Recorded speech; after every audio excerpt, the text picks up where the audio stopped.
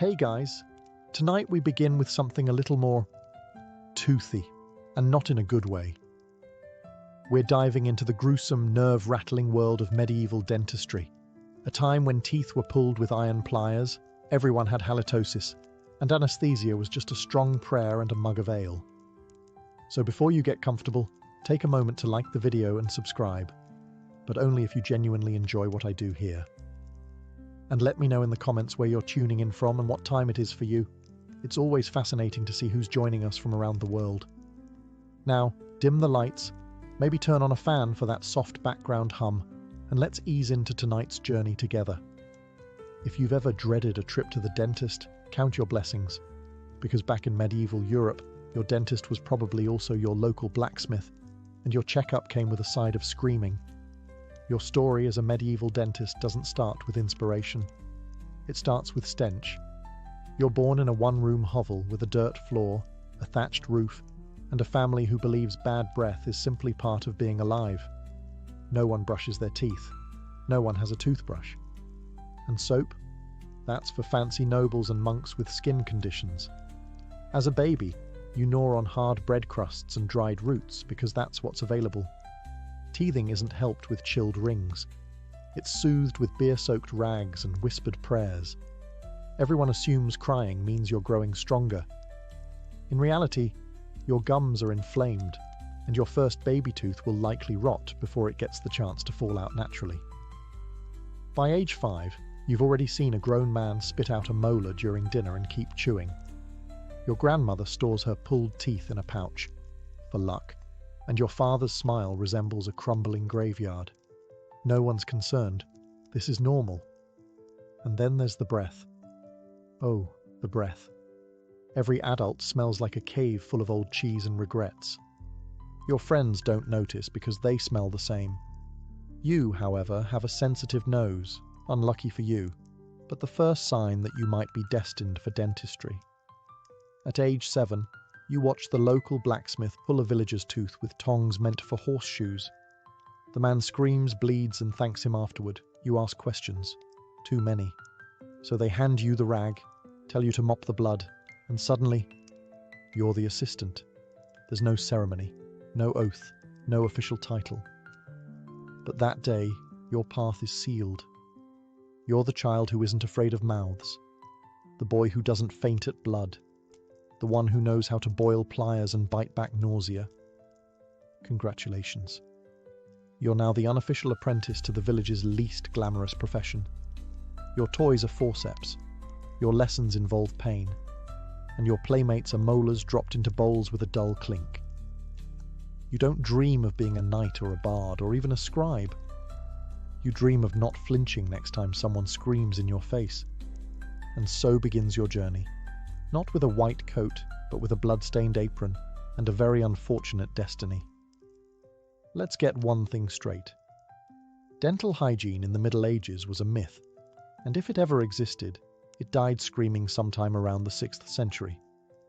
You, the future village tooth yanker, grow up in a world where people clean their teeth with, well, nothing. If they're fancy, and we're talking monastery-level fancy, they might chew on twigs or rinse with wine. But most people, they just let nature take its course. And nature is not kind to molars. There's no toothpaste, no floss, and no idea that sugar might be bad for enamel. Mostly because enamel isn't a word anyone's heard of. The only thing sweet peasants consume regularly is misery. Though nobles do enjoy the occasional honey-glazed disaster that accelerates mouth rot with regal flair. You, growing up with an eye for teeth, begin to notice a pattern. Everyone's breath smells like something died in their mouth and brought friends. Halitosis isn't a condition, it's a fact of life. You learn to speak from a distance. You instinctively breathe through your mouth, which, ironically, only makes your own smell worse. Children lose teeth young, not from age, but from accidents, infections, or chewing on rocks hidden in bread. By age 10, most people already have 2 or 3 ghost teeth, holes where something used to live. People accept this like they accept mud on their shoes or fleas in their bedding. There are herbal remedies, of course, You might chew mint or rinse with vinegar if you can afford it. But mostly, tooth care consists of hoping the pain goes away before it spreads to your jaw and kills you. And no one talks about the gums. Gums are just red, swollen meat that bleed when touched. And that's fine, apparently. The idea of brushing them gently with a soft, bristled brush would have sounded like witchcraft. As a budding medieval dentist, you begin cataloguing this horror with fascination. You poke teeth with sticks. You learn the difference between wiggly but alive and dead but hanging on. And when someone asks what you want to be when you grow up, you say, someone who makes the screaming stop. Because in your world, there are only two kinds of smiles, the toothless and the soon-to-be. So how does one become a medieval dentist? Simple, you don't. There's no medical university, no dental license, no board exams. You learn by watching people suffer, and the best way to do that is by working under the most hands-on man in town, the barber surgeon. He's not a doctor, he's a multi-tool with blood on his sleeves. He trims beards, lances boils, sets broken bones, and amputates gangrenous limbs between breakfast and lunch. Naturally, he also pulls teeth. Because why not? And now, you're his apprentice. You sweep the floor. You hold down screaming patients. You fetch boiling water, not to clean tools, just to look impressive. Your first week, you witness a leg amputation with a dull saw and a leather strap as anesthesia. You faint twice. But by week 2, you're holding a torch. By week 3, you're helping steady heads while your mentor yanks molars with blacksmith tongs. You ask too many questions, which means you're promoted to clean-up duty. Blood, pus, teeth. Your mentor is a practical man. If it's loose, pull it, he says. If it's black, pull it. If they scream, pull it faster. He teaches you that a quick extraction is better than a clean one. That infection is God's decision, not yours, and that you'll get paid more if you pretend to pray first. There's no textbook, just instinct, superstition, and repetition. You learn to recognize which tooth will come out with a twist, and which one will snap in half and leave you with a sobbing peasant and a pair of broken pliers. When things go wrong, you learn the backup plan. Blame demons, blame diet, or, in emergencies, blame the stars. Astrology is surprisingly popular in medical theory, especially when the abscess can't be drained and your patient starts foaming at the mouth. Sometimes you help with battlefield injuries.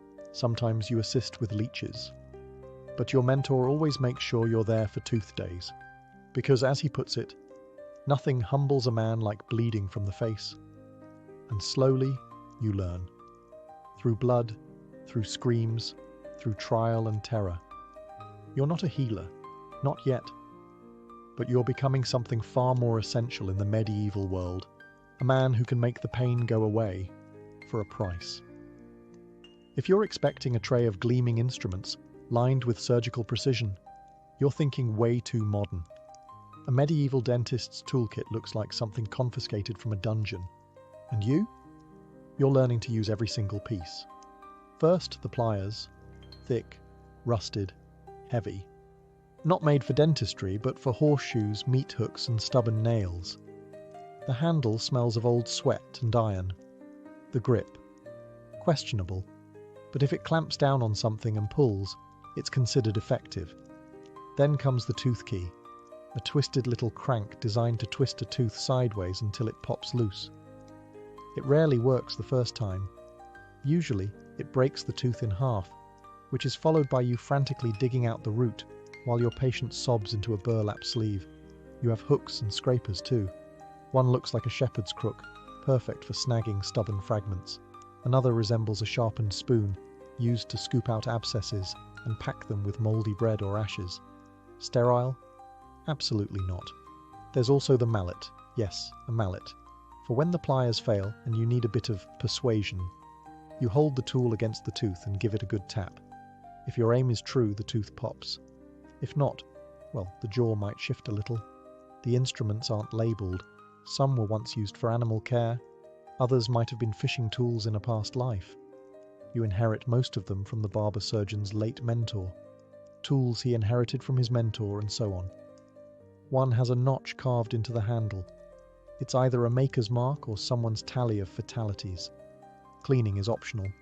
Sometimes they're wiped with a cloth, occasionally passed through a flame, not to sterilize, but to add drama. Bloodstains are considered seasoning. Your job is to keep the tools organized, cleanish, and ready at a moment's notice. When someone walks in clutching their jaw, the last thing they want is delay. They want you to pull something. Quickly, and without asking too many questions. These aren't instruments of healing. They're weapons of mercy. And in your hands, they'll decide whether a man walks out smiling or never walks out again. In the medieval world, dental science didn't exist. But theories? Oh, they had plenty. Tooth pain wasn't caused by bacteria or decay. No one knew what plaque was, and enamel might as well have been a type of prayer. So what did people believe caused those throbbing, pus-filled, jaw-splitting toothaches? Worms. Tiny, evil, invisible worms. Yes, toothworms. These mythical little beasts were said to burrow into your molars and chew away, day and night, like termites in a timber beam. If your tooth ached, it meant the worm was hungry. If it cracked in half, the worm had finished its meal. As a budding dentist, you're taught to look serious while nodding wisely when someone asks, "Is it the worm again, master?" And you say yes, because it always is. Of course, there's also the religious angle. Some say tooth pain is punishment from God for lying, for vanity, or for eating too much honeyed bread. Your job? To remove the sinful tooth as if you're exorcising a demon with pliers. Patients often ask you to pray before an extraction. You oblige, mostly to calm them down, and maybe a little because you're afraid too. After all, you've seen infections travel to the neck and kill a man in days. Surely the gods are involved, right? But the most popular belief, and the one your mentor swears by, is that if you place a roasted onion next to the aching tooth, the worm will crawl out. Of course, all you ever see is steam and tears. No worms, but the patient believes it. Placebo magic and onion breath, a medieval double cure. You even learn a few worm-charming rituals. One involves whispering to the tooth, threatening the worm. Another includes heating a mixture of wax, herbs, and goat fat, then dripping it near the gums to smoke the worm out. Spoiler, it never works. Eventually, you come to accept the truth. Not about worms, but about belief. People want a reason for their pain, even if it's absurd. It's easier to picture a hungry worm than confront the reality of rot, disease, and death. And so, you carry on. Healer, priest, pest control. Just another day in the world of medieval mouth monsters. You've watched your mentor yank dozens of teeth from wailing villagers. You've held down the heads, passed the tools, and cleaned up the mess afterward. But nothing, absolutely nothing, prepares you for the first time you're handed the pliers. The patient is a middle-aged farmer named Edric. His tooth has been aching for a week. His wife says he hasn't slept, eaten, or prayed. Today he's desperate enough to let a teenager yank it out. You try not to tremble as your mentor steps back and nods.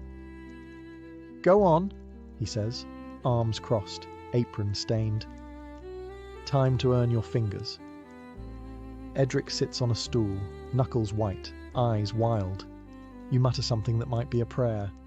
He responds with something that might be his last words. You find the tooth, a molar, black and cracked, with swollen gums that look ready to explode. You position the forceps, hands slick with sweat. Edric tenses. "On 3, you whisper. 1. And on 2, you twist. This is what you were taught. Don't wait for 3. It's mercy. Sort of. The tooth doesn't move. Edric screams like he's being skinned alive because, well, he sort of is.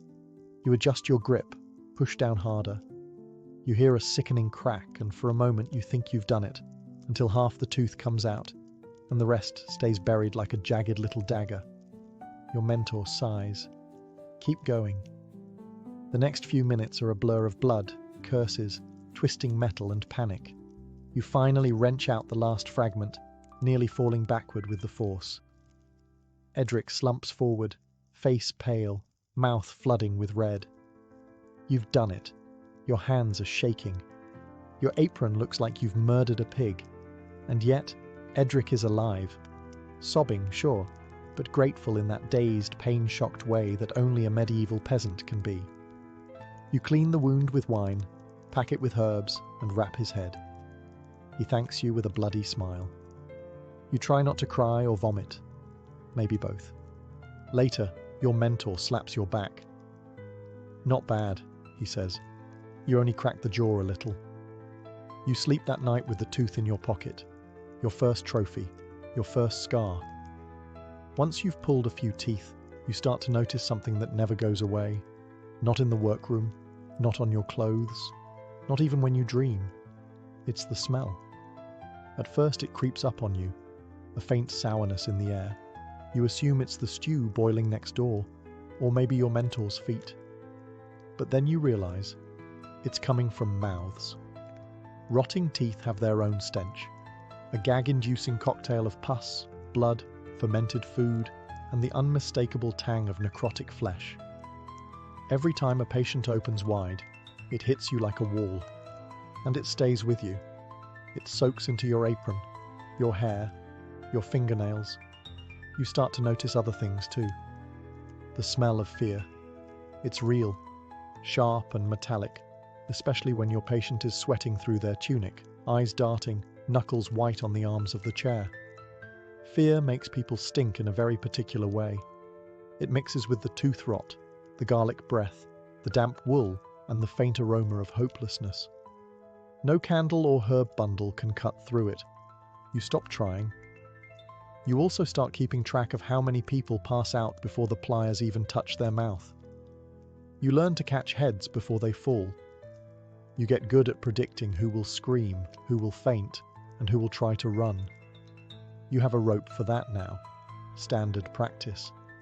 Sometimes, the rot is so advanced, the tooth crumbles under your tool like mouldy bread. What comes out isn't a tooth. It's a memory of one, blackened and soft, a fragment of a past meal and a future infection. You try not to breathe too deeply, but it's no use. The smell is part of you now. You leave the workshop, and people instinctively take a step back. Children cry when you pass. You've become an olfactory omen. One day, a merchant you helped weeks ago walks past you in the market. He nods politely, then holds a cloth over his nose. You're used to it, because in this life, you don't just carry tools and bandages. You carry the scent of every open mouth you've ever reached into. And there are many more to come. By now, you've stopped seeing mouths as parts of people. You see them as battlefields, and you're sent in after the war. Every patient who sits in your chair carries a story between their lips, and it's always written in rot, blood, and broken enamel. Their mouths are disasters, caves of blackened stumps, cracked molars, exposed nerves, and gums that look like overripe fruit. Some teeth lean sideways, clinging to their neighbours like drunken soldiers. Others stand jagged and alone, yellow with age and soft to the touch. And beneath them, the gums are swollen red or grey with decay. You've even seen maggots, and not just once. You don't ask questions anymore. You just pry it open and assess the damage. There are teeth that wiggle when the patient breathes, others that explode into fragments the moment your tool touches them. You've seen mouths where not a single tooth remains intact, just roots poking through pus-filled craters. And then there's the infections. Sweet heavens. Boils beneath the tongue. Cysts behind the molars. Entire jaws that pulse with every heartbeat. You once drained a pocket of pus the size of a walnut. The man thanked you through tears. That was a good day. You work fast. Not for efficiency, but because the longer you look, the worse it gets. These aren't dental visits. They're triage sessions. You don't fix. You remove, scrape, and pray. You keep a bucket for discarded teeth. It fills by midday. The smell hits before the weight does. You begin to recognize people by their mouths alone. Ah, yes. the blacksmith with the abscess under his tongue, the baker whose gums bleed when he blinks, the widow with the 7 remaining roots, all pointing in different directions. It's become your normal. You try to stay detached, but every so often, someone leans back, opens wide, and what you see sends a chill down your spine. Not because it's worse than usual, but because you recognize it in yourself. That back molar throbbing at night, it looks familiar. You're not just the healer of ruined mouths anymore. You're a ticking jaw in your own chair. By now, you've stopped flinching at screams. In fact, you barely notice them. They're the soundtrack of your profession, echoing off stone walls and wooden beams like some choir of pain and regret. Each shriek is unique, some high-pitched and panicked, others low and guttural like a wounded animal. You used to offer comfort, a warm cloth, a whispered prayer, a lie about how this won't hurt much. That stopped after your 5th extraction, the one where the man bit through your glove and wept through the entire thing. Now there's no sugarcoating it. You don't have sugar anyway. Just pliers, leather straps, and the kind of emotional distance that only a medieval dentist can develop. You don't have anesthesia. You don't even have numbing herbs most days. What you have is a bottle of wine to dull the edge, and if they're lucky, someone to hold them down, preferably a spouse or a strong neighbour who doesn't mind blood on their sleeves. The process is simple. You wedge open the mouth. You locate the offending tooth. You twist, pull, or bash, depending on how stubborn it is. The patient howls, flails, cries out to saints long dead, and you keep going, because if you stop, it only gets worse. Some scream before you even touch them. Others go stiff and silent, the kind of quiet that means they're too scared to breathe. You've had people faint. You've had people vomit. You've had people soil themselves mid-procedure, and you kept working through all of it. Sometimes they scream your name. Not in gratitude, in curses. You've been called a demon, a butcher, a devil in boots.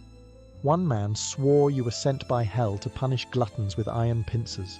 You took it as a compliment. And afterward, most patients don't thank you.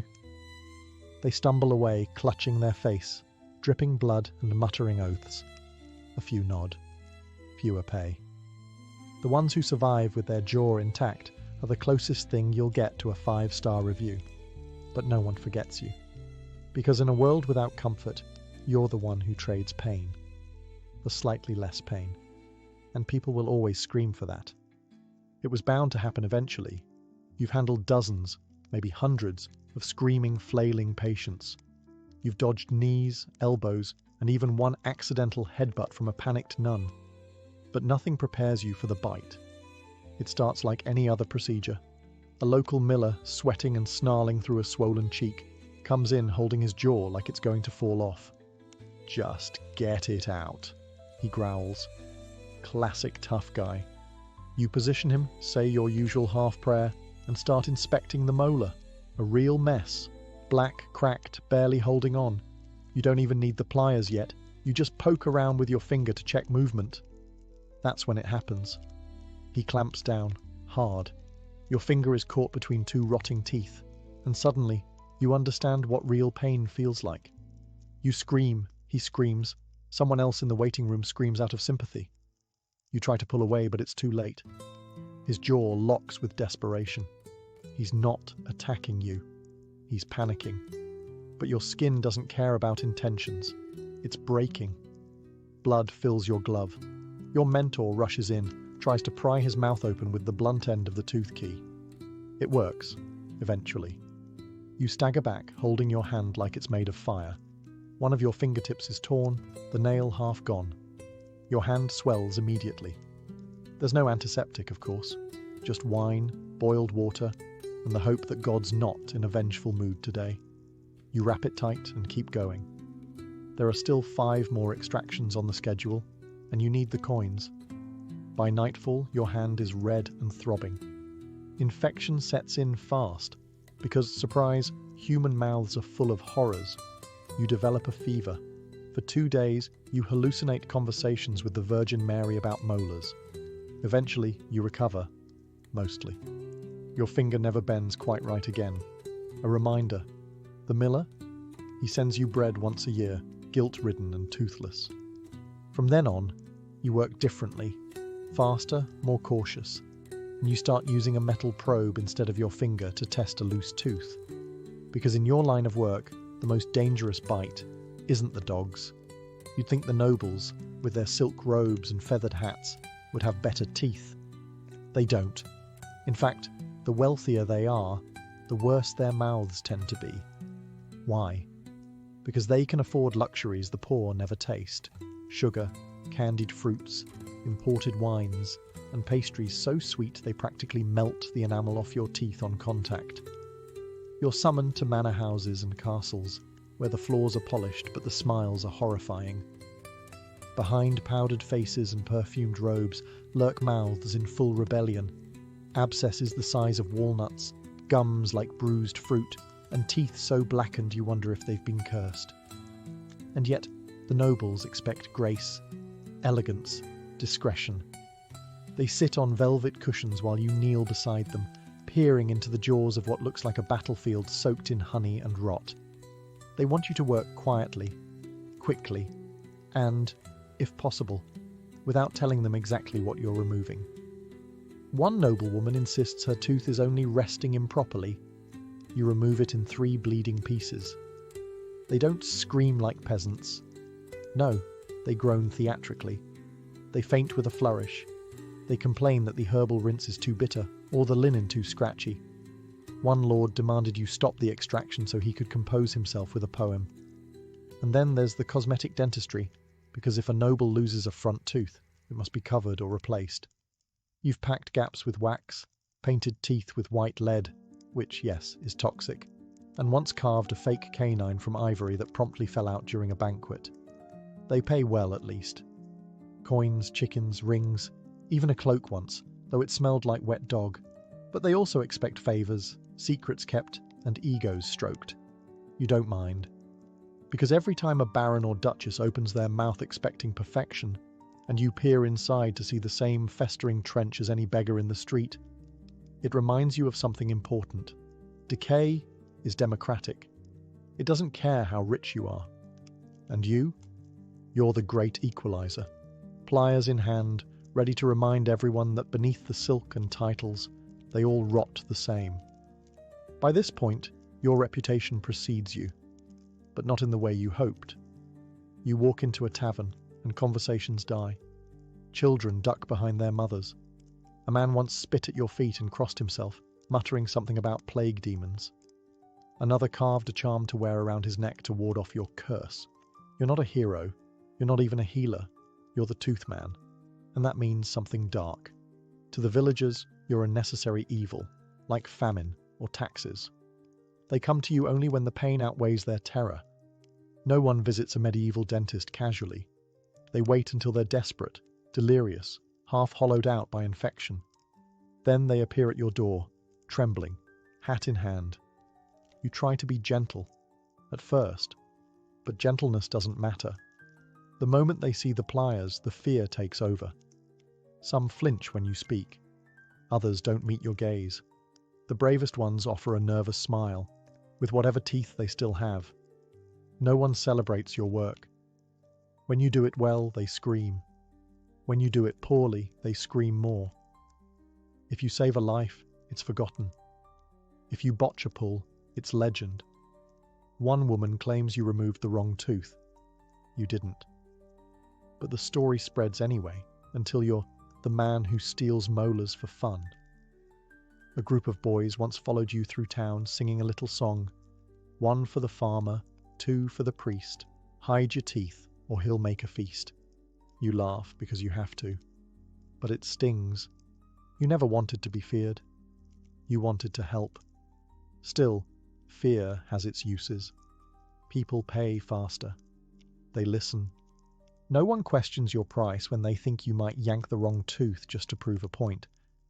And when someone collapses in the street from an abscessed jaw, you're the first person they call. Not because they trust you, but because you're all they've got. So you roll up your sleeves, open your kit, and step into the ring once more.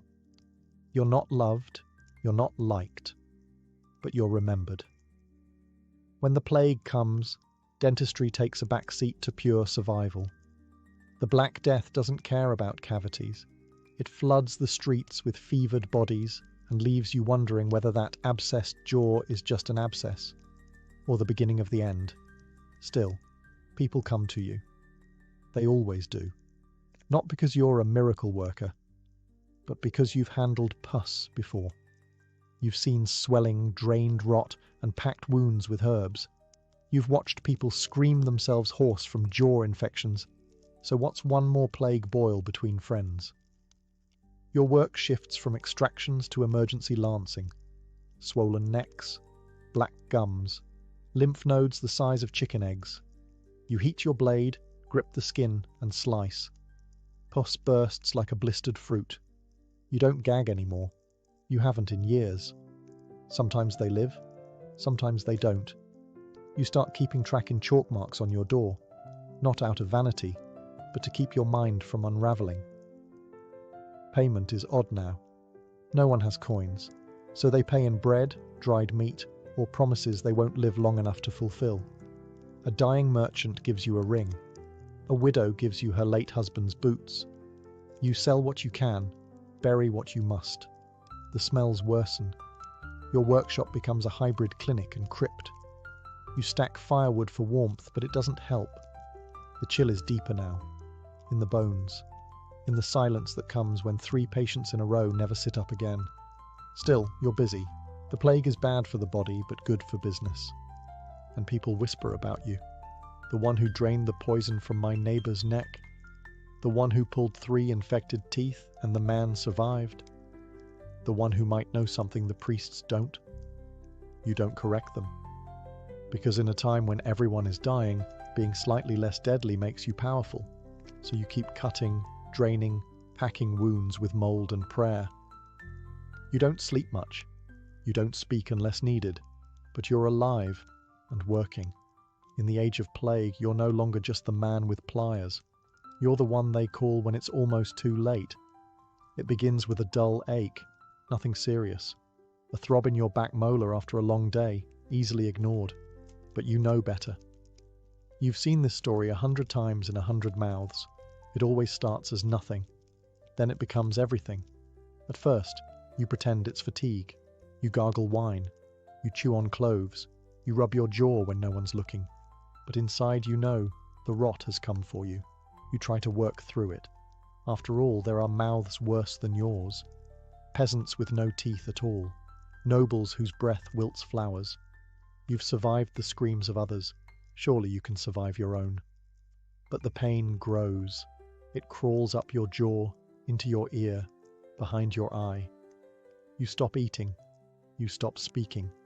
You start dreaming about the tooth, the same one, over and over, falling out, growing worms, whispering to you in Latin. You consider asking your apprentice for help, but he's too green. He hesitates. He still wipes his tools on his sleeve.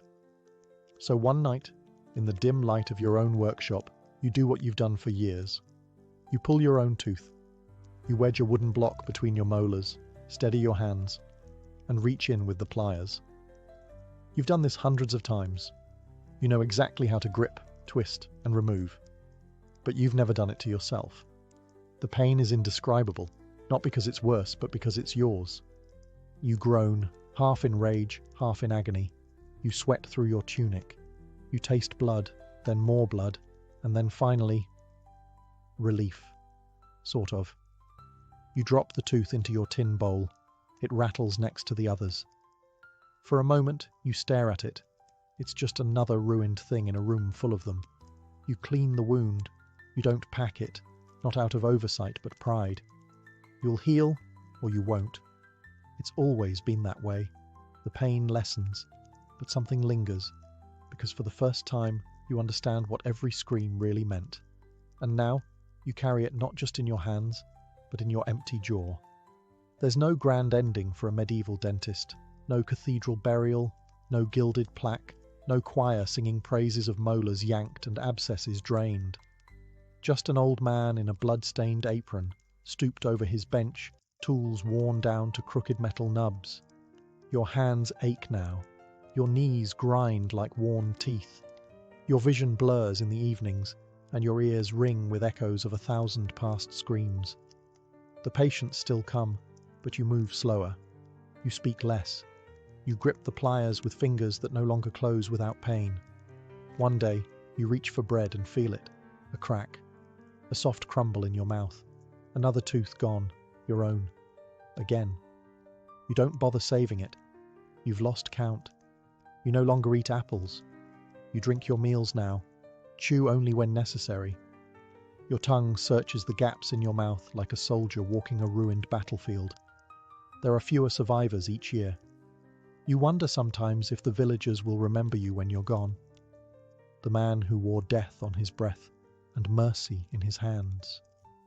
The one who pulled more teeth than most people had in their heads. But truthfully, they won't build you a tomb. You're not a priest. You're not a knight. You're just the man who helped them scream a little less. Your grave will be shallow. Your name scratched onto a wooden plank. Maybe, maybe not. But the work you did, it lives on. In every mouth that still chews without agony. In every child who didn't die from a jaw infection. In every noble who hid their rot behind a painted smile and never once said thank you. And in the bucket of teeth beneath your workbench, a quiet monument to a life of blood, rust, and nerve. When you die, there will be no mourning procession. Just a silence in the workshop and a smell that lingers for a day too long. Eventually, someone else will pick up the pliers. Someone younger, hungrier, less haunted. The screams will return.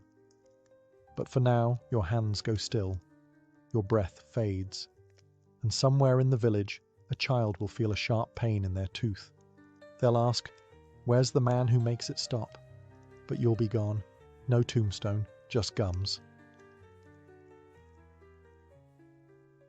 Before silk, before linen, before anything remotely resembling a fashion statement, there was just skin. Human skin, exposed to sun, wind, cold, insects, and every other force nature could throw at us. In the earliest chapters of human history, clothing wasn't about style. It was about survival. The very first humans lived in harsh, unforgiving environments, and they had to get creative fast if they wanted to make it through the night. The solution? Whatever was lying around, animal hides from the hunt, flexible tree bark, woven reeds, and even grass twisted into primitive belts and skirts. It wasn't pretty, but it worked. And it was here, in this primal moment, that clothing was born. These weren't outfits, they were shields. The fur of a predator might keep you warm in winter, but it also made you smell like a meal to the next lion that came sniffing. Still, for early humans, warmth outweighed aesthetics. We wrapped ourselves in raw skins, tied them together with sinew or vines, and hoped for the best. But over time, even these crude covers started to take on symbolic meaning. The man wearing the biggest bear hide? Probably the one who killed it.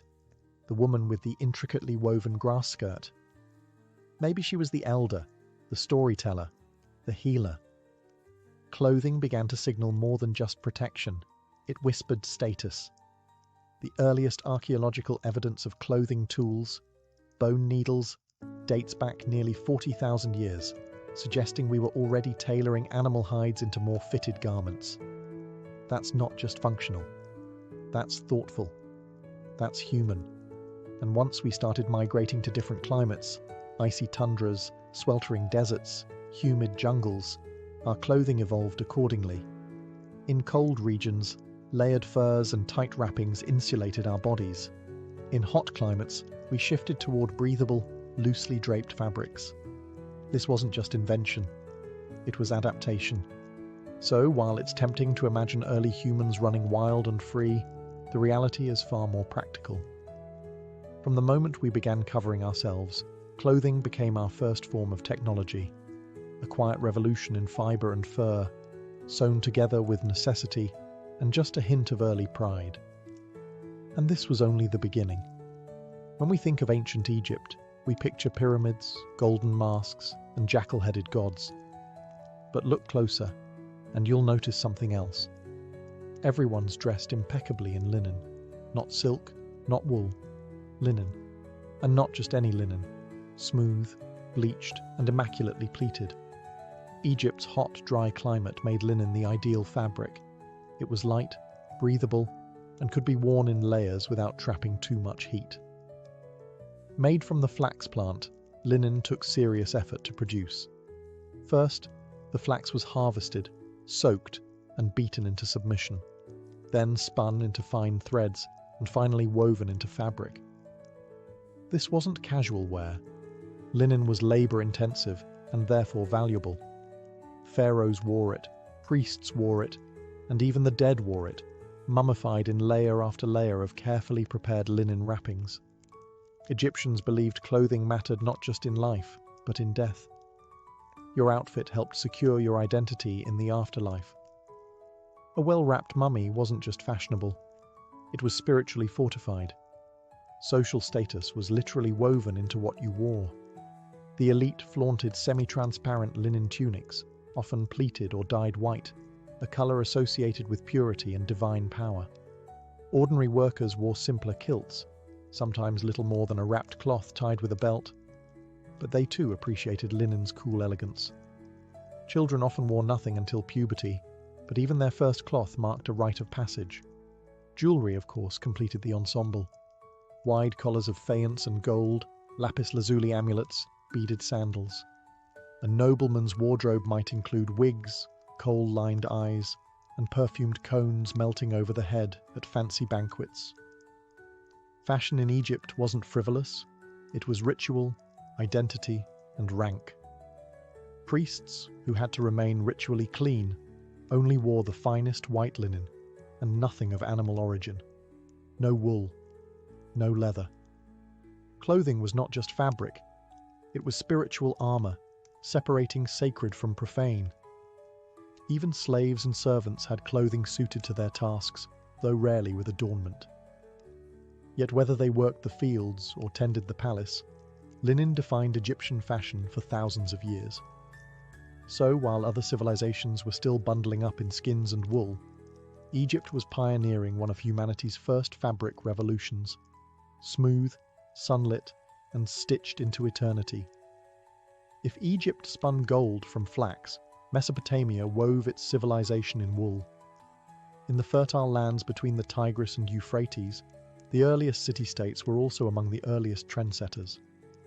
Their fashion, draped robes, wide belts, and layers of wool, the pride of Sumer, Akkad, Babylon, and Assyria. Wool was more than clothing here. It was economy.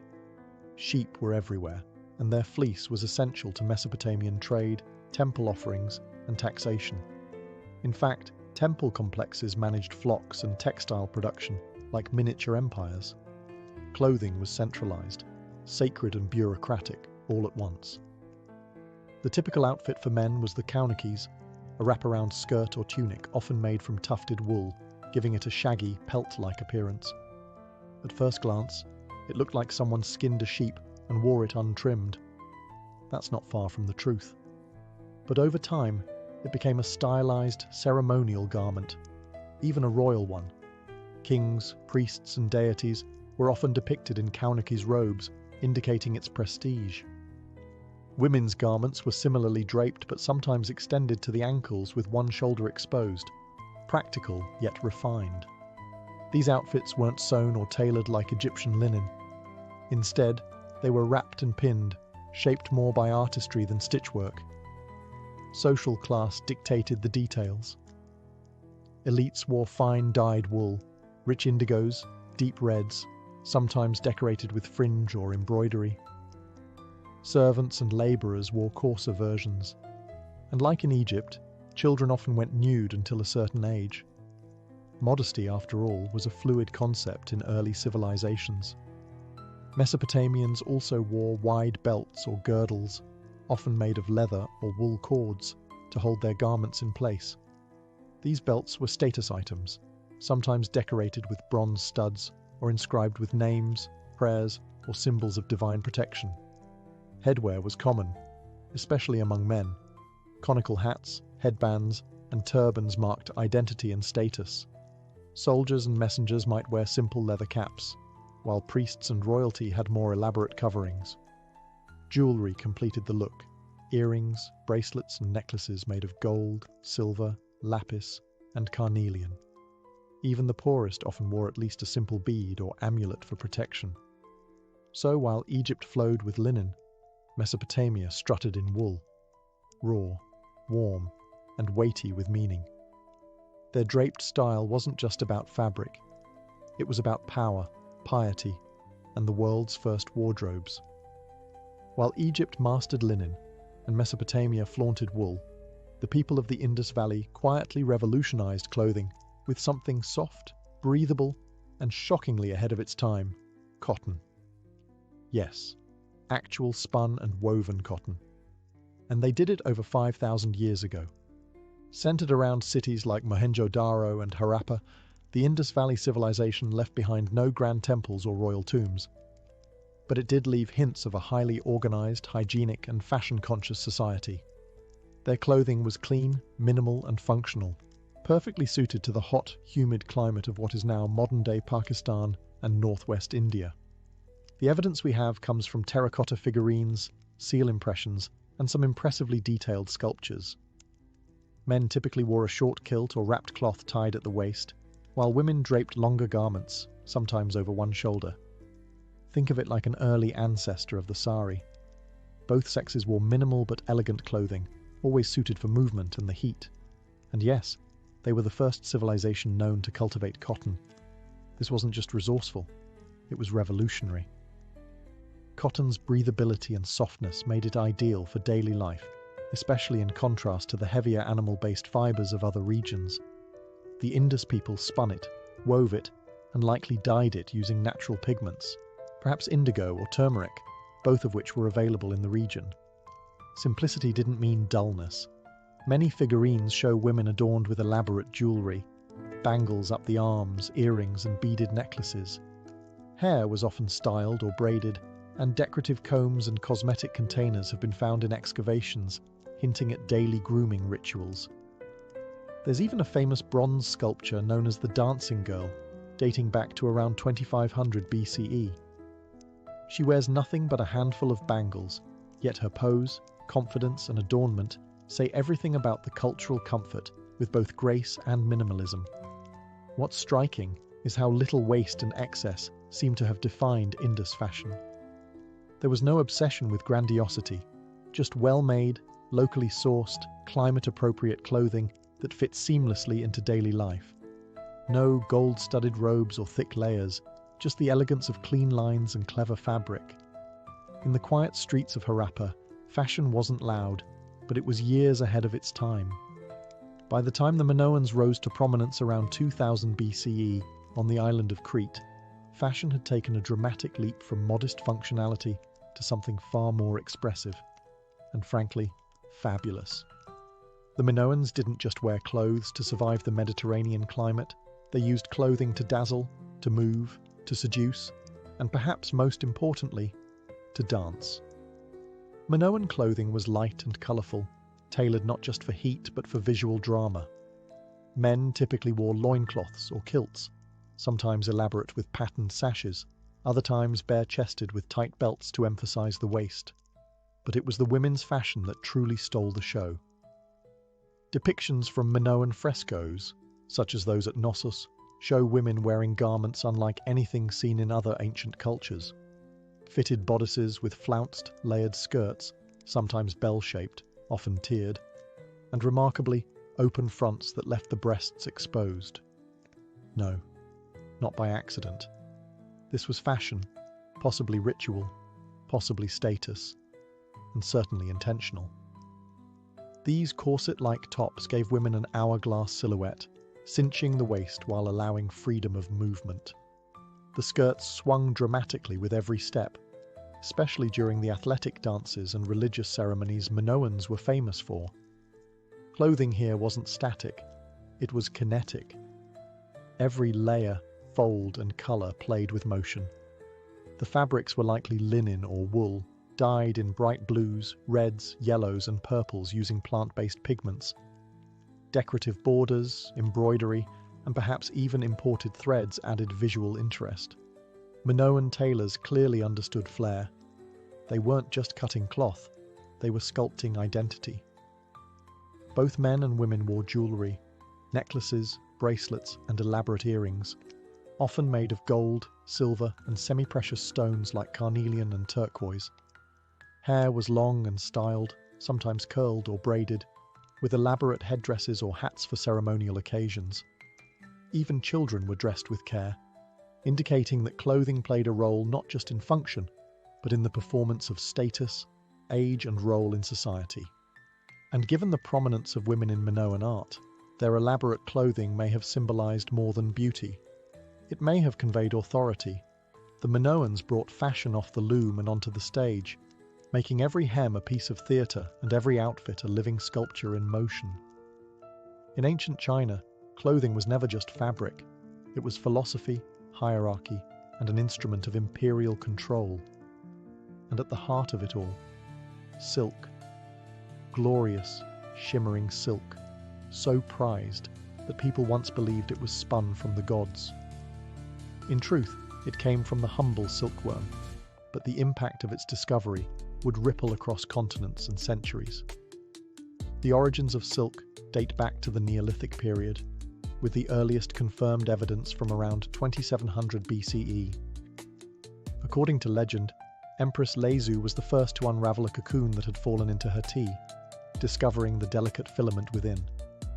Whether true or not, silk production quickly became one of China's most guarded secrets. Revealing how to make it? Punishable by death. By the Shang and Zhou dynasties, silk had already become the hallmark of Chinese sophistication. Unlike rough wool or stiff linen, silk flowed, light, cool, and luminous. It was ideal for the varied climates of China, and it held dye beautifully. Imperial yellows, deep reds, and bold blues were woven into intricate patterns. Dragons for emperors, clouds for scholars, and waves for courtiers. Clothing became codified by class. The more silk you wore, the higher your rank. The cut, colour, and even sleeve length could signal everything from your social station to your job. Commoners were forbidden from wearing certain colours or weaves, while members of the nobility floated through palaces in robes that practically whispered power with every step. The Han Dynasty, 206 BCE, 220 CE, elevated silk to a diplomatic weapon. Bolts of silk were traded with nomads, offered as tribute, and eventually sent westward along the Silk Road, giving the route its name. Chinese clothing, especially among elites, now featured wide-sleeved robes, sashes, and multiple layers. The way a robe folded, left over right, became a matter of cultural identity. Women's fashion included high-waisted skirts, long flowing sleeves, and decorative hairpins. Men's garments emphasized grace and humility, aligned with Confucian ideals. Clothing was expected to reflect inner virtue and cosmic balance. Silk wasn't just a luxury, it was a language, soft yet absolute. In ancient China, what you wore wasn't just how you looked, it was who you were, how you thought, and where you belonged. In ancient Greece, fashion didn't scream for attention. It flowed, rapped, and whispered elegance. The Greeks weren't concerned with tailoring or stitching. Their approach to clothing was architectural, sculptural even. With a single length of cloth, they created garments that expressed movement, intellect, and grace. No scissors, no seams, just geometry, drapery, and a deep respect for form. The foundational Greek garment was the chiton, a rectangular piece of linen or wool, folded and pinned at the shoulders with brooches or fibulae, then belted at the waist. Depending on the material and drape, the chiton could be light and breezy or formal and layered. Men wore it knee-length, women ankle length. It was a canvas of identity, adaptable to age, gender, and occasion. Over this, citizens might wear a himation, a heavier cloak wrapped over one shoulder, useful for warmth, modesty, or drama, depending on how it was worn. Think of it as a wearable toga, a symbol of dignity and contemplation, often associated with philosophers, statesmen, and elders. The Greeks believed that clothing should mirror inner virtue. Simplicity was celebrated. Extravagance was frowned upon, especially in Athens, where public modesty was a civic virtue. Spartan men were even stricter, often going barefoot, cloaked in coarse red wool, emphasizing austerity over appearance. But don't let the simplicity fool you. Greek garments could be stunning. Wealthier citizens wore dyed and embroidered chitons in saffron, indigo, or crimson, adorned with meander patterns and mythological motifs. Jewelry, hairstyling, and cosmetics enhanced the overall look. Women decorated their hair with ribbons, tiaras, or intricate braids. Men groomed their beards with as much pride as their rhetoric. Footwear was optional. Sandals were common, but many Greeks preferred to go barefoot, especially in temples or at symposia. Clothing wasn't just for covering. It was a conversation with society. A well-draped himation could express nobility. A dishevelled chiton might signal mourning or madness. Greek statues, often modelled after living people, preserved the folds of these garments in marble. Even gods wore chitons and cloaks, reminding mortals that beauty lay in form, not flash. In the end, Greek fashion wasn't about what you wore, but how you wore it, with thought, with poise, and above all, with philosophy woven into every fold. If the Greeks draped their identity in flowing elegance, the Romans tailored theirs into order. Roman clothing wasn't just about comfort or beauty. It was law, rank, and Romanitas stitched together. What you wore in Rome told the world exactly who you were, how much power you had, and even where you could sit in the Senate. The most iconic Roman garment was the toga, a massive semicircular woolen cloth up to 20 feet long, wrapped meticulously around the body. It was bulky, impractical, and required practice to wear properly. But that was the point. Only male Roman citizens could wear the toga. It was a symbol of Roman citizenship, and by extension, Roman superiority. Togas came in different styles and colours depending on your status. The toga virilis was plain white, worn by adult male citizens. The toga praetexta, with a purple border, was for magistrates and certain priests. And the toga picta, dyed entirely purple with gold embroidery, was reserved for emperors and triumphant generals. Purple dye, derived from the murex sea snail, was so expensive it was essentially worth its weight in gold. But most Romans didn't wear togas every day. The tunic, a simple belted garment made of wool or linen, was the daily go-to. Short for men, long for women. Slaves and labourers wore basic, unadorned tunics, while senators had theirs marked with broad purple stripes, latus clavus. Even the width of a stripe could separate a senator from a knight. Women wore stolas, long sleeveless dresses often layered over a tunic, tied at the shoulders and belted at the waist. Married women covered their heads with a palla, a rectangular shawl that added modesty and mobility. For upper-class women, appearance was power. Fabrics grew more colourful, jewellery more elaborate, and hairstyles more towering with each passing dynasty. Romans also loved footwear. Sandals, boots, and indoor slippers reflected one's place in society. A soldier's caligae was not the same as a senator's red shoes. Even the enslaved had designated attire, usually a rough tunic, but they could be dressed well if their master wanted to show off. In Rome, nothing was accidental.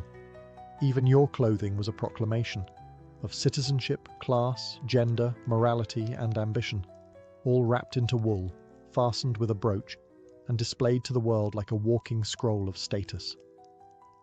As the Roman Empire crumbled and its togas unravelled, a new wave of fashion emerged from the so-called barbarians, a term the Romans used for anyone beyond their borders. But these outsiders, Goths, Franks, Celts, Saxons and Vandals, weren't uncivilized brutes in rags. Their clothing was not only practical, but in many ways a preview of the medieval wardrobe to come. The northern European climate was harsh, far too cold and muddy for open tunics and flowing togas. So, barbarian fashion favoured warmth, movement, and utility. Wool was the dominant material, thick and insulating. Cloaks, trousers, long-sleeved tunics, and fur-lined boots were standard, tailored for riding horses, trekking through forests, and waging war. One of the greatest innovations they brought to the fashion world? Pants. That's right. The trousers we now consider everyday essentials were a foreign concept to the toga-wrapped Romans. Initially viewed with disdain, pants became indispensable as Roman soldiers adopted them while fighting in colder regions.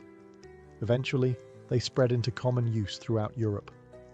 Men wore bracca, a form of early trousers, with a tunic and often a belt or leather harness across the chest. Women wore layered wool dresses with long sleeves, often cinched at the waist, and draped cloaks fastened with ornate brooches or pins. Colourful dyes were popular, reds, blues and greens derived from plants and minerals, and patterns like checks or stripes began to appear, foreshadowing Celtic tartans. Clothing also communicated allegiance and tribe. Brooches, belt buckles, and fibulae were not just functional. They bore symbols of lineage, mythology, or rank. The Celts, for example, created intricate metalwork that blended art with attire. Hair and grooming varied, long hair and beards for warriors, braided styles for women, and even facial tattoos in some Celtic tribes. Jewellery made of bronze, amber, and glass was common, worn by both genders. By the time the Western Roman Empire fell, the so-called barbarian dress had laid the foundation for medieval European clothing, layered, woolen, and built for real life. Less about ceremony, more about survival, but still rich with meaning, beauty, and cultural pride. And so, from the linen kilts of pharaohs to the woolen cloaks of kings-to-be, ancient clothing stitched together far more than bodies. It wove together entire civilizations. Queen Tati was born into a world on fire, not with flames, but with ambition, betrayal, and the slow grind of empires locking horns over the fragile spine of the Levant. The Amurru kingdom, her homeland, was not a mighty empire like Egypt or the Hittites. It was small, fragmented, and perpetually caught in the middle of bigger powers that viewed it less as a sovereign nation and more as a useful buffer zone. Situated in what is now western Syria and northern Lebanon, Amurru was a land of hills, trade routes, and competing loyalties. By the time Tati was born, likely in the 14th century BCE, the kingdom was already a diplomatic hot potato, tossed between Egyptian pharaohs, Mitanni warlords, and the ever-expanding Hittite kings. It was not an easy place to rule, but it was a vital one. Tati's early life would have been shaped by court intrigue, foreign emissaries, and the constant anxiety of invasion or rebellion. Whether she was born into the royal house or married into it, she would have been trained in the arts of diplomacy, survival, and ceremonial leadership from a young age. In Amurru, a queen wasn't just ornamental. She was a negotiator, a symbol of stability, and sometimes the glue holding a divided court together. The region was in flux. The once powerful Mitanni kingdom was crumbling, losing territory and influence to the rising Hittites. Egypt, under Amenhotep III and later Akhenaten, still considered Amurru part of its sphere of influence. Meanwhile, local rulers constantly weighed their options. Should they swear loyalty to Egypt, gamble with the Hittites, or try to play both sides? Tati came of age in this storm. As a woman in a male-dominated political landscape, her rise to visible power is remarkable in itself. The fact that she was mentioned in Hittite diplomatic records, official correspondence between kings, suggests not just status, but authority. She wasn't a background figure. She was at the table. Though the historical record is sparse, her name alone reveals something crucial. In a time when most women were erased from stone and clay, Queen Tati made herself known. And that was only the beginning. In the world of the late Bronze Age, diplomacy was often brutal, and alliances rarely lasted longer than a harvest season. Yet Queen Tati appears in the historical record not as a footnote, but as a named political actor, something almost unheard of for a woman in this era. She is referenced in Hittite diplomatic archives, specifically in the correspondence surrounding the fate of Amuru. That she is mentioned at all tells us volumes. The context of her appearance in these records is significant. Around the time Tati rose to power, Amuru's ruling elite had to decide: stay loyal to the faltering Egyptian grip or align with the rising Hittite Empire. This was no small choice. Egypt had long claimed Amuru as a vassal territory. The Hittites, however, were expanding aggressively and beginning to peel off Egypt's northern allies one by one. It's within this dangerous political game that Tati's name emerges. The Hittites were negotiating terms with the leadership of Amuru, and Tati was involved. Some interpretations of the Hittite texts suggest that she may have acted as a regent or co-ruler, perhaps during a time of succession crisis, or possibly even as the widow of a former king. In any case, her role wasn't ceremonial. She had enough clout that the most powerful empire in the Near East at the time, the Hittites, had to acknowledge her. Tati's political weight also points to something more profound: the flexible and pragmatic nature of power in Amuru.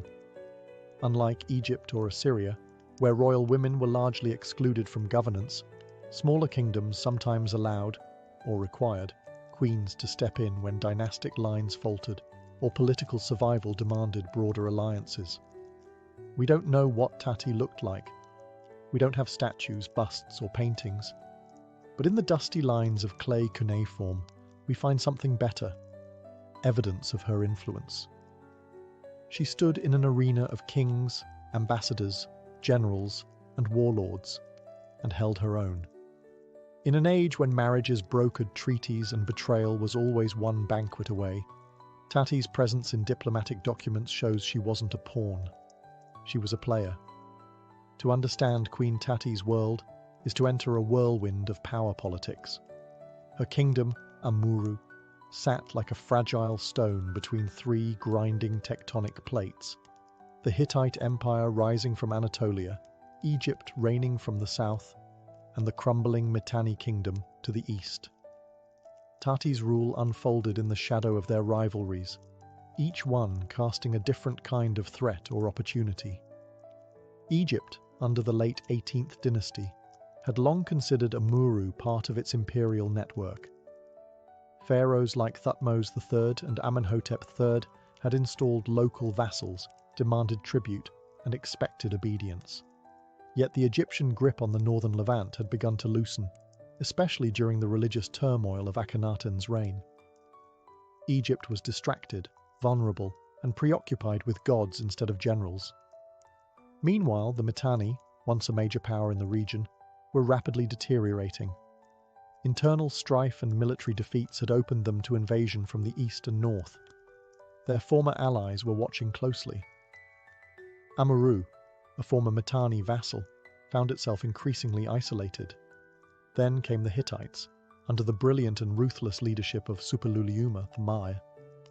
This king wasn't content with ruling Anatolia. He had his sights set on the Syrian corridor, including Amuru. Suppiluliuma launched military campaigns deep into the Levant, breaking down Mitanni resistance and seizing one city-state after another. His goal was simple: control the trade routes, neutralize Egypt's influence, and bring strategic regions like Amuru into his orbit. This was the world Tati navigated, a triangle of power, each point burning with ambition. She could not afford missteps. Choosing Egypt risked Hittite retribution. Backing the Hittites might anger local factions still loyal to the pharaoh, and aligning with the decaying Mitanni was a gamble at best. Yet amid this storm, Queen Tati didn't vanish. She remained politically visible, mentioned in Hittite negotiations, likely weighing loyalties with every caravan that passed through her kingdom's passes. She wasn't just surviving, she was maneuvering. Her rule, or regency, occurred during one of the most volatile eras of the late Bronze Age.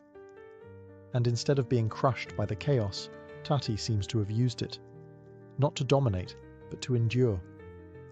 At some point during Queen Tati's life, a political earthquake shook the foundations of Amuru's foreign policy. The kingdom officially defected from Egypt's influence and aligned with the Hittite Empire. This decision wasn't made lightly. It redefined Amuru's place on the map, triggered Egyptian retaliation, and cemented the kingdom's role in one of the most complex diplomatic networks of the Bronze Age. The Hittite king Suppiluliuma Thaim, a master strategist and expansionist, had already begun pulling small Levantine kingdoms into his sphere through both military might and shrewd negotiation. When Amuru's leadership, likely with Queen Tati at the center, agreed to switch sides, the deal wasn't sealed with just words. It was formalized in a treaty. In the Hittite cuneiform archives, this treaty survives, though it centers on the male ruler of Amuru, most likely Tati's husband or relative. It's important to recognize that Tati's name appears in related diplomatic correspondence, showing she was not a silent partner. She may have played a vital role in the negotiation, especially in managing the domestic blowback and foreign expectations.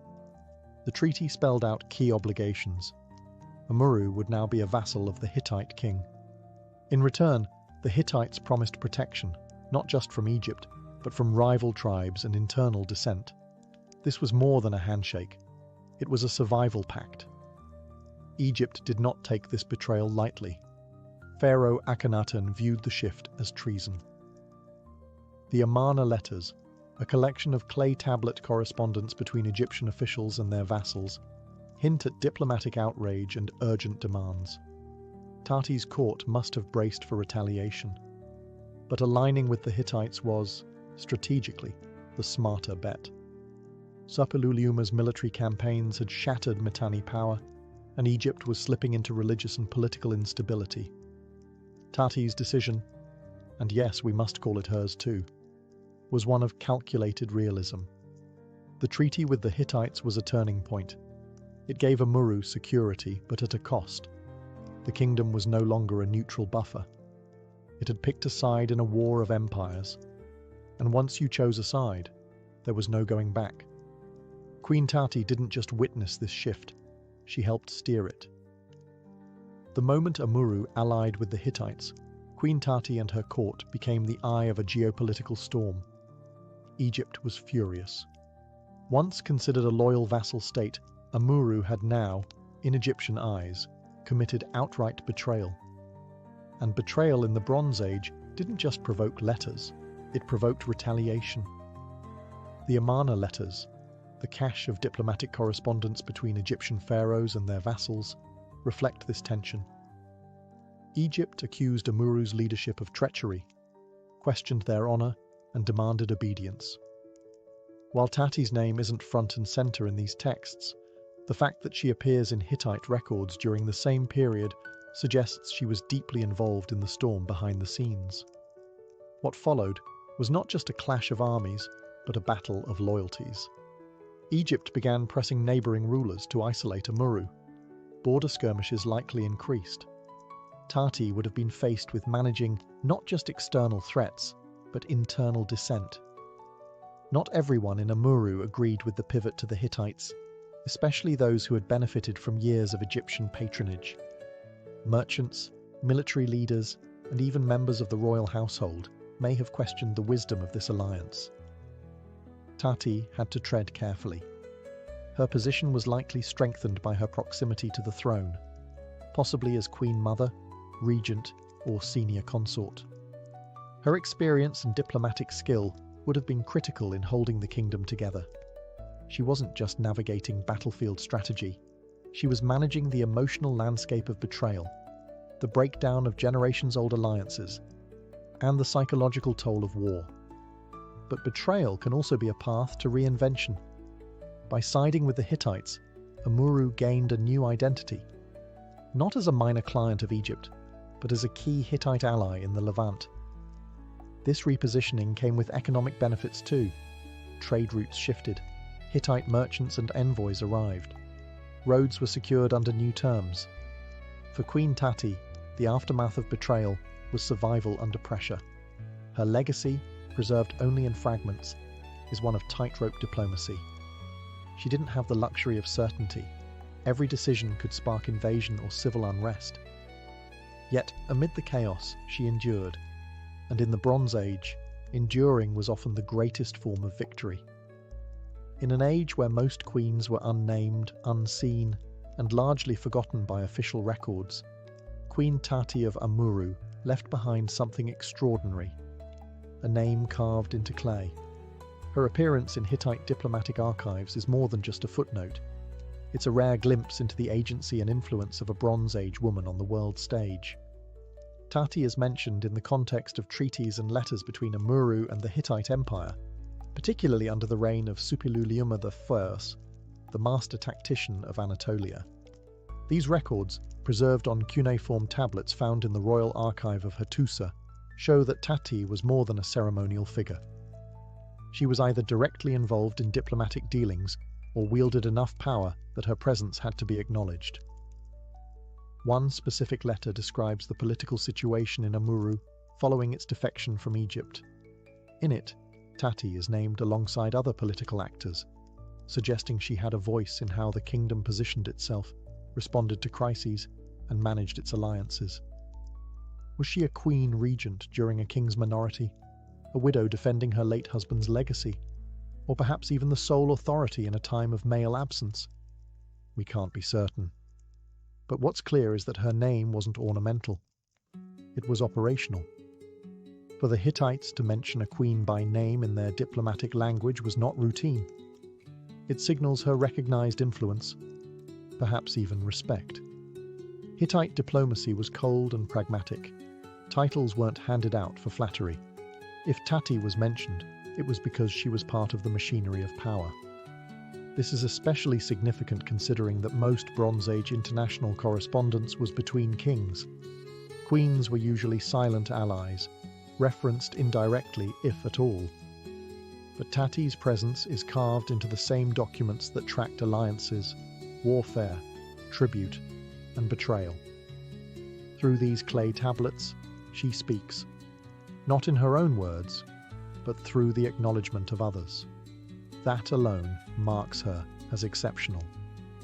She lived at a time when the world was loud with war and shifting alliances, and still, her voice made it into the record. In the bureaucratic silence of ancient empires, Queen Tati's name echoes with quiet strength. By aligning Amurru with the Hittite Empire, Queen Tati ensured her kingdom's survival, but at a cost. The alliance brought not just protection, but also oversight. And at the heart of that oversight was Suppiluliuma I, the towering Hittite king who reshaped the Near East with iron will and strategic brilliance. For Tati, navigating her kingdom's new place under his watchful eye meant walking a razor-thin line between partnership and subjugation. Suppiluliuma wasn't a passive overlord. His control of client states like Amurru was absolute in all but name. He dispatched envoys, demanded tribute, and expected compliance. Tati and her court were expected to follow the terms of their treaty to the letter, offering military support, securing trade routes, and allowing Hittite influence to permeate their administration. It's likely that Tati had to host Hittite advisors at court, perhaps even see Hittite troops stationed nearby. Her decisions, foreign and domestic, were no longer entirely her own. But she wasn't powerless. Tati's skill was not in defying Suppiluliuma, but in managing his expectations, gaining his trust, and leveraging the alliance to solidify her internal rule. Her real challenge may have come not from the Hittites, but from within. Local elites, merchants, and religious figures accustomed to Egyptian patronage may have chafed under new Hittite customs and oversight. Tati had to be the buffer, appeasing her powerful overlord while quelling discontent at home. That required diplomacy of the highest order, not to mention a keen understanding of personalities, politics, and shifting loyalties. And still, the Hittite king trusted her court enough to enforce loyalty. That speaks volumes.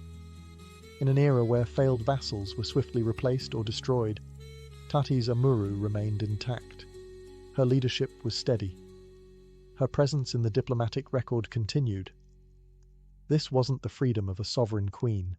It was something far more precarious. The role of a broker between empire and people, survival and autonomy. And few played that role better. Tati lived in Suppiluliuma's shadow, but she wasn't eclipsed by it. She understood how to bend without breaking, and in the brutal calculus of Bronze Age politics, that was a triumph in itself. Queen Tati's survival in the historical record is rare, almost miraculous. The Bronze Age wasn't known for preserving the names of women, let alone their accomplishments. Yet Tati's name endures, inscribed in Hittite diplomatic texts, not as a wife, not as a shadow behind a king, but as a participant in statecraft. Her legacy, though faint, shines in contrast to the silence surrounding so many other women of her time. The late Bronze Age was filled with royal women whose influence was quietly immense. Queens of Egypt like Tiye and Nefertiti, or Hittite royal women like Pudu-Hepa, who would rise decades later to become a formidable co-ruler. But most of these women were either from powerful dynasties or married to dominant kings. Tati, by contrast, came from, or operated within, a regional buffer state, constantly caught between conquest and collapse. That makes her presence in foreign archives even more remarkable. We don't have monuments or statues of Tati, no gold death mask, no temple with her face carved in stone. Her kingdom was not one of monumental architecture, but of diplomatic survival, held together with treaties, strategic marriages, and compromise.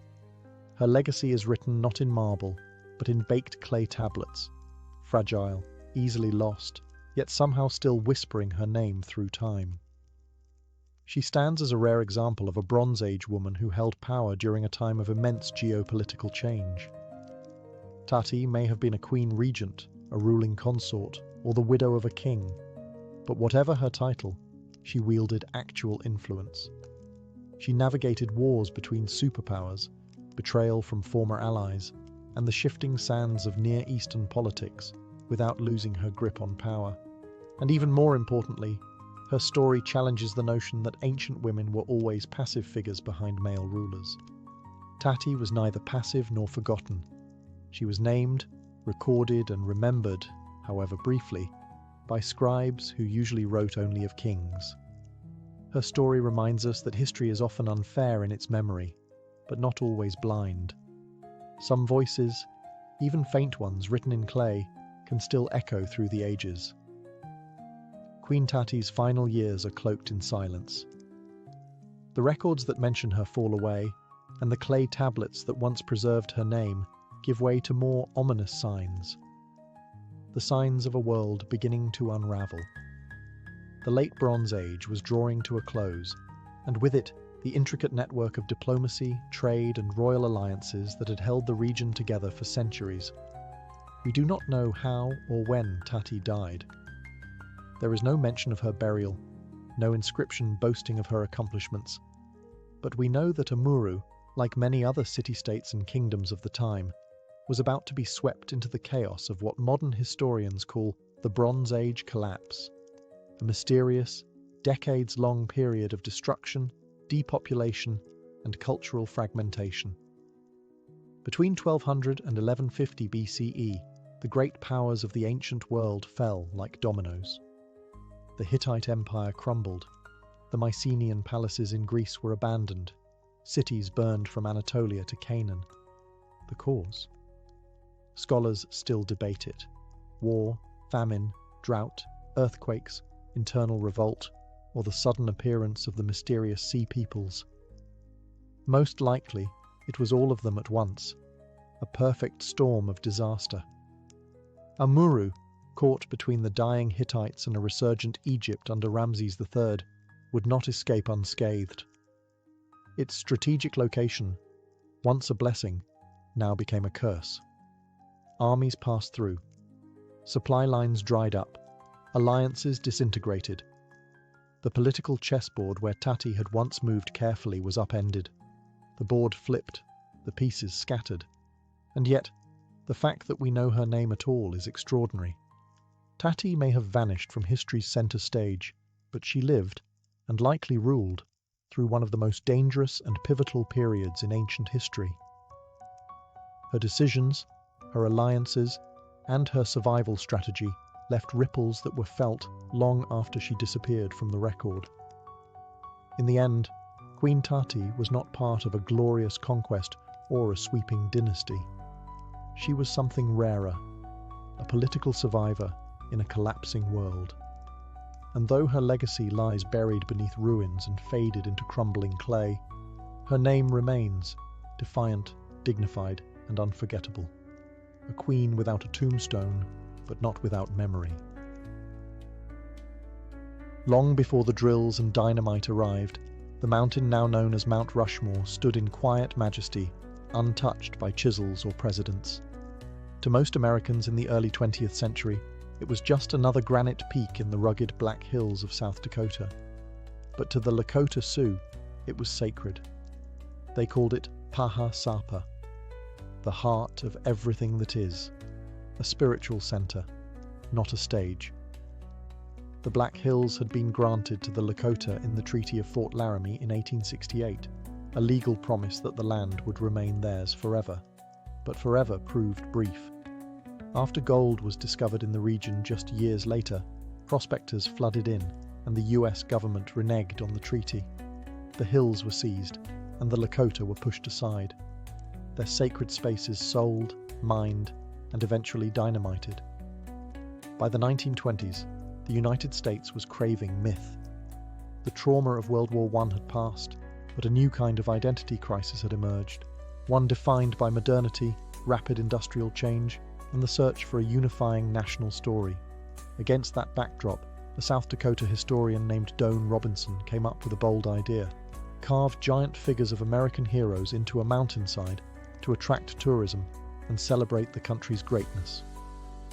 Robinson originally envisioned Western figures, Lewis and Clark, Red Cloud, Buffalo Bill. But once Gutzon Borglum, a fiercely ambitious sculptor with a love for grandeur and nationalism, joined the project, the scope shifted. Borglum proposed something far more dramatic: the faces of 4 US presidents, carved at monumental scale into the granite cliffs. The mountain chosen for the project was not selected by accident. It offered solid granite, high visibility, and favourable sun exposure. But it also stood on land taken from indigenous people, a fact ignored or dismissed by the project's boosters. At the time, the mountain didn't even carry its now famous name in Lakota tradition. Mount Rushmore was a colonial label, coined after a visiting New York lawyer in 1885. The land, once full of tribal stories and ancient rhythms, was about to become something else entirely: a monument to empire, ambition, and the American mythos. The face of the mountain was blank, but not empty. The man who would give Mount Rushmore its colossal faces was no ordinary artist. Gutzon Borglum was as much a showman as a sculptor, a man obsessed with legacy, nationalism, and monumentality. When he arrived in South Dakota in the mid-1920s, he wasn't looking to carve a mountain, he was looking to carve his name into history. Born in 1867 to Danish immigrants in Idaho, Borglum studied art in Paris and was heavily influenced by classical sculpture and the romantic nationalism of 19th century Europe. He admired size, symbolism, and the idea that art should inspire civic pride. His work had already appeared in public spaces across the US, and he had earned a reputation for bold, large-scale projects. But it was his brief, controversial involvement with the Confederate Memorial at Stone Mountain in Georgia that defined much of his early fame and notoriety. That project fell apart amid funding issues and creative disagreements. Borglum left the South in a storm of accusations and broken contracts, but he took with him something valuable: experience with granite, explosives, and the sheer mechanics of mountain carving. When South Dakota's Doane Robinson came calling with his idea to boost tourism through monumental sculpture, Borglum saw an opportunity to start over, bigger, and this time under his full artistic control. But Borglum didn't want to carve regional heroes. He saw something grander, a shrine to American democracy, featuring presidents who, in his view, shaped the nation's destiny. He chose George Washington, Thomas Jefferson, Abraham Lincoln, and Theodore Roosevelt, each representing a different pillar of the Republic. founding, expansion, preservation, and development. Borglum's involvement transformed Mount Rushmore from a state-level tourism gimmick into a federal monument project. He had powerful connections. Even President Calvin Coolidge gave his blessing. And he knew how to secure funding, attract media attention, and pitch patriotic symbolism. For Borglum, art was a tool of myth-making. But his vision was also wrapped in controversy. He held strong nationalist beliefs, and his past flirtations with white supremacist organizations like the Ku Klux Klan during the Stone Mountain Project have cast a long shadow over his legacy. Still, his skill was undeniable, and when he looked at the Black Hills, he didn't see rock. He saw immortality waiting to be carved. Mount Rushmore was never sculpted with hammers and chisels alone. It was blasted, drilled, and jackhammered into existence with precision and violence. A controlled chaos orchestrated by Gutzon Borglum and a crew of over 400 men. From 1927 to 1941, the mountain rang daily with explosions as granite gave way to vision. Work began with George Washington's face, chosen both for symbolism and practical reasons. Washington's likeness, at over 60 feet tall, would become the template for the rest. But carving a mountain isn't like shaping marble. Granite is hard, unforgiving, and prone to fractures. To make it work, Borglum and his team relied on an unusual blend of artistry and engineering. The process began with dynamite. Blasting crews used carefully calculated charges to remove massive amounts of rock, shaving away the mountain's bulk in layers.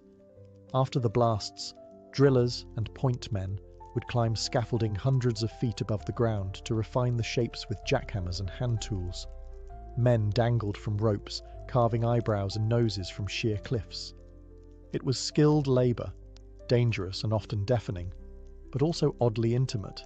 Each face took years to complete, and mistakes could not be undone. Despite the scale, the tools were shockingly ordinary. Workers used basic equipment, powered by compressors and ingenuity. Safety was a concern, but remarkably, no one was killed during the 14 years of construction, a fact Borglum proudly touted. Many of the workers were miners, stonecutters, or unemployed laborers from the Great Depression. For them, it was a job, a paycheck, and a piece of history. Progress was slow, and funding was inconsistent.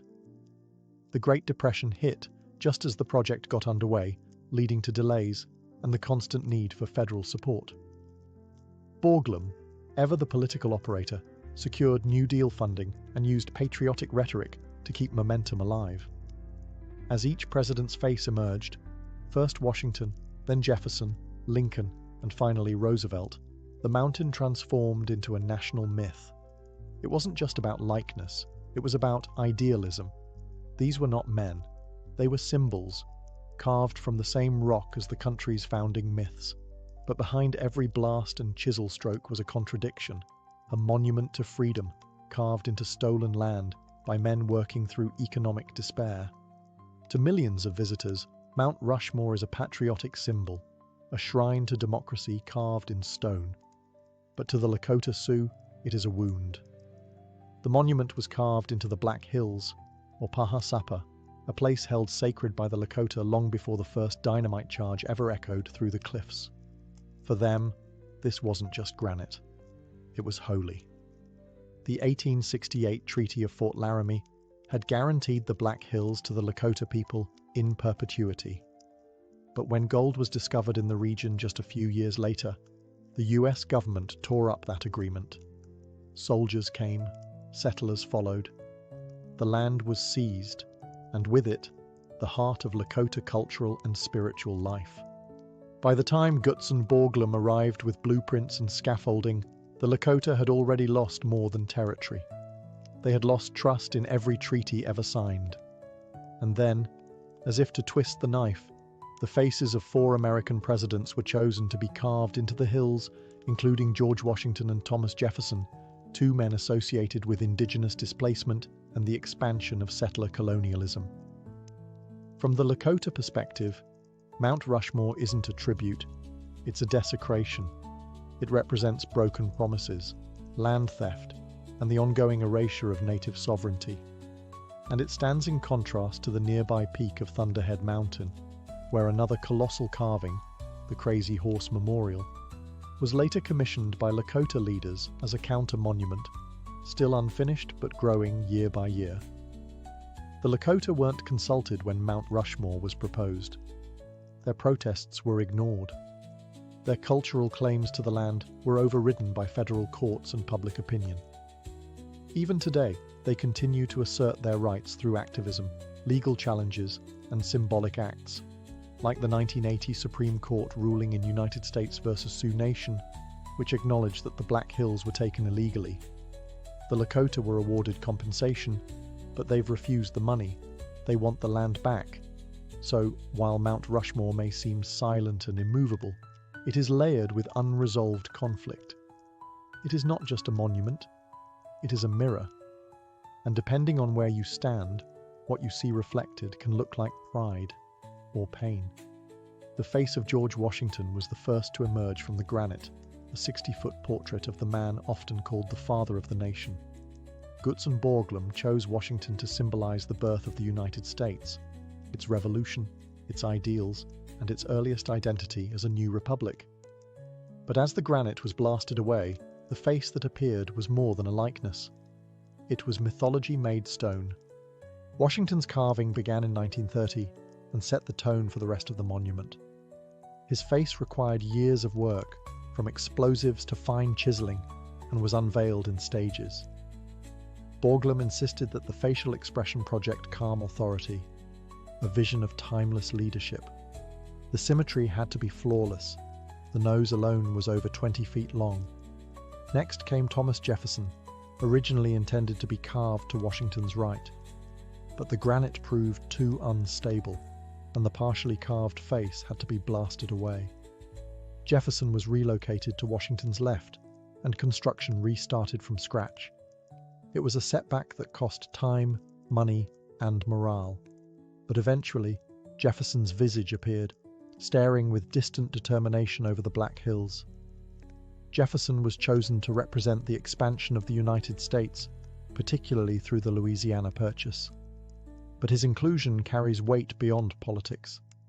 Jefferson was a complex figure, a writer of liberty, yet an owner of slaves, a visionary Democrat, yet a man who viewed indigenous lands as territory to be absorbed by the growing American state. Carving these two founders into Lakota sacred land was not just symbolic, it was inflammatory.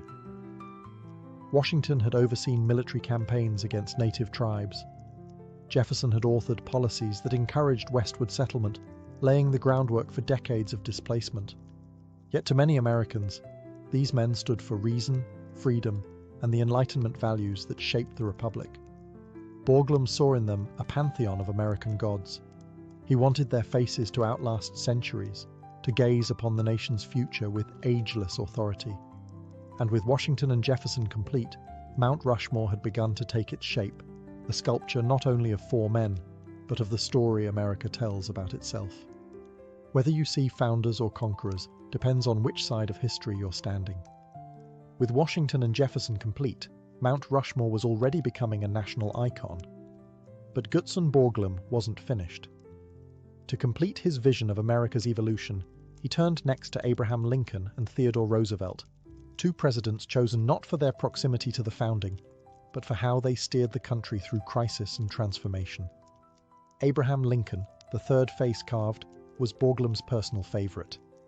He admired Lincoln as a unifier, the man who preserved the Union during the Civil War and ended the institution of slavery. To Borglum, Lincoln symbolized the preservation of the nation. His face, somber and sunken-eyed, presented the weight of leadership during the country's darkest hour.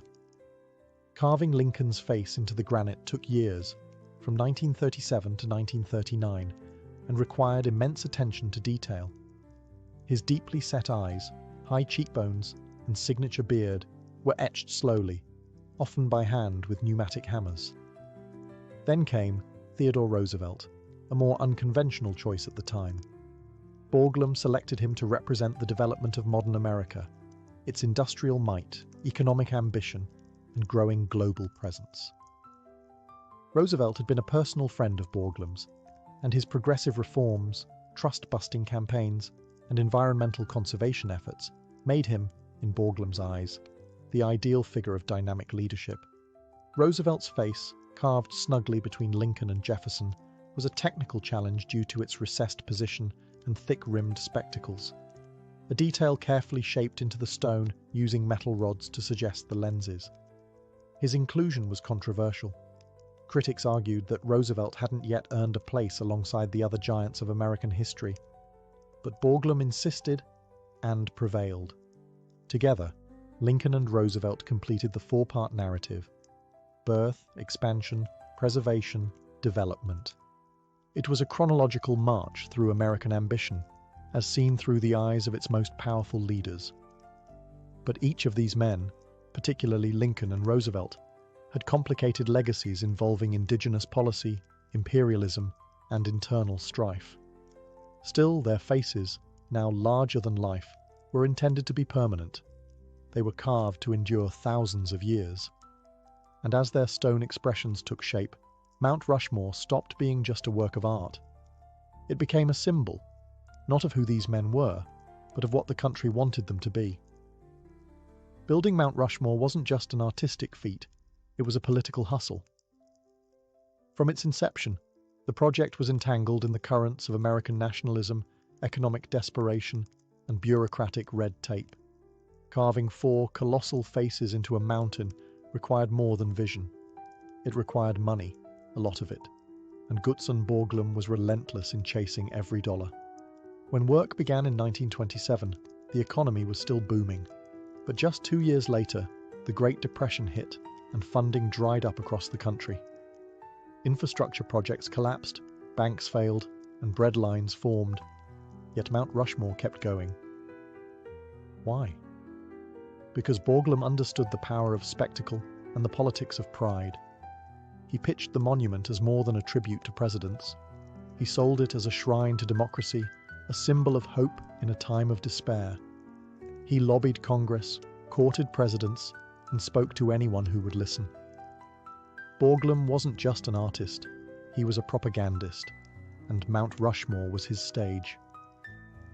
In the 1930s, the federal government, under Franklin D. Roosevelt and the New Deal, began pouring money into public works.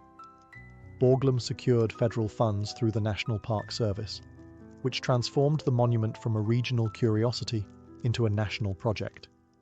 The idea of carving American greatness into a mountain suddenly became an economic lifeline, creating jobs, boosting tourism, and stirring patriotic feeling. But the fundraising process wasn't smooth. Borglum clashed constantly with oversight boards, resisted creative compromises, and demanded full artistic control.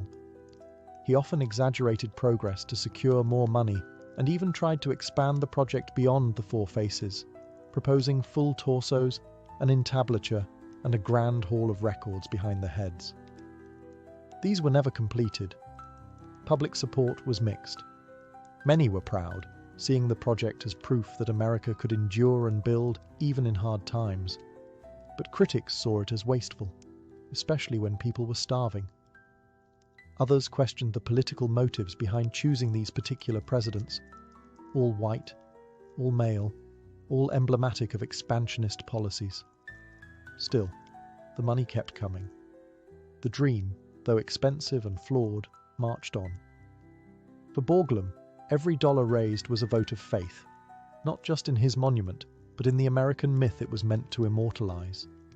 By the late 1930s, Mount Rushmore was taking shape. 3 presidents complete, a 4th underway, and the scaffolding still rising. But then, in March of 1941, the monument's creator, Gutzon Borglum, died suddenly from complications following surgery. He was 73 years old. The man who had dreamed, fought, and blasted this vision into stone was gone, and the project was left without its driving force. Borglum's death sent a wave of uncertainty through the project.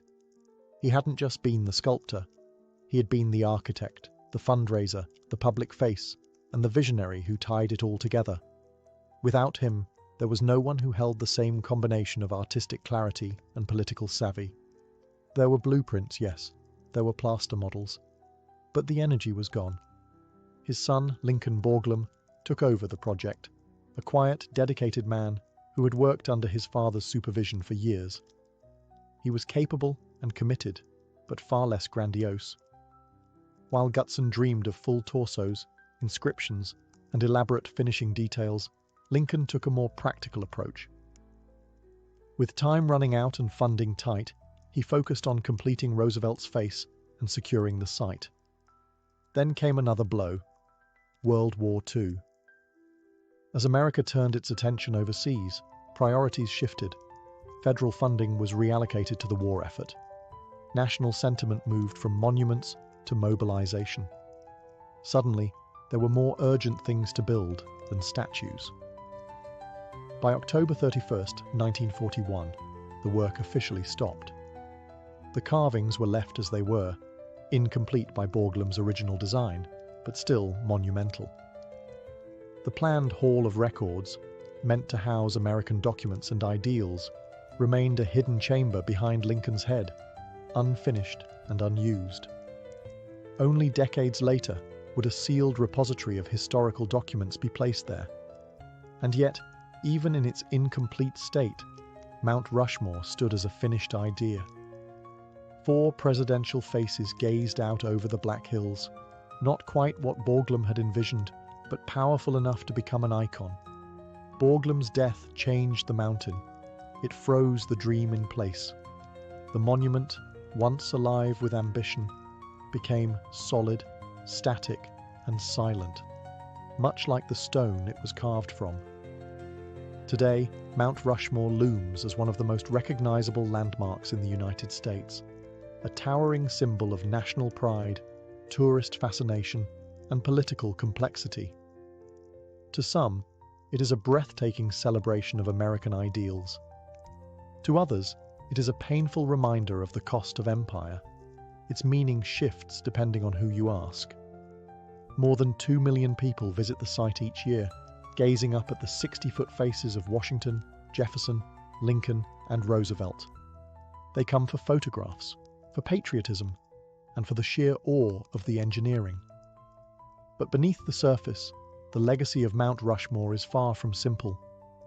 The monument has become a lightning rod in conversations about history, race, land rights, and national identity. Critics argue that it glorifies presidents who oversaw the expansion of the United States at the direct expense of Native American nations. Carving their faces into Lakota sacred land that was seized in violation of federal treaties, is seen by many as a lasting injustice.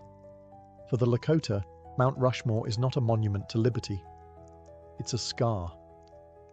At the same time, the monument has been fiercely defended by those who see it as a testament to American perseverance, a product of ingenuity and grit during the Great Depression, and a tribute to leadership. It has appeared in films, advertisements, textbooks, and political rallies, often as a shorthand for America itself. Even presidents have weighed in. Ronald Reagan called it a monument to American exceptionalism. Barack Obama visited the site and acknowledged its beauty while noting its contradictions. Activists have protested there. Tourists have proposed marriage there. It is a place of pilgrimage, both sacred and contested.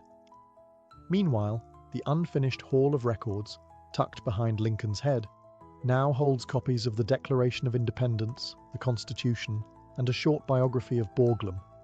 They rest in a titanium vault, sealed inside a mountain, meant for future civilizations to find. In the end, Mount Rushmore is not just a sculpture. It is a story, carved in granite, edited by history, and debated with every generation. A national myth, towering and incomplete, just like the country it was meant to represent.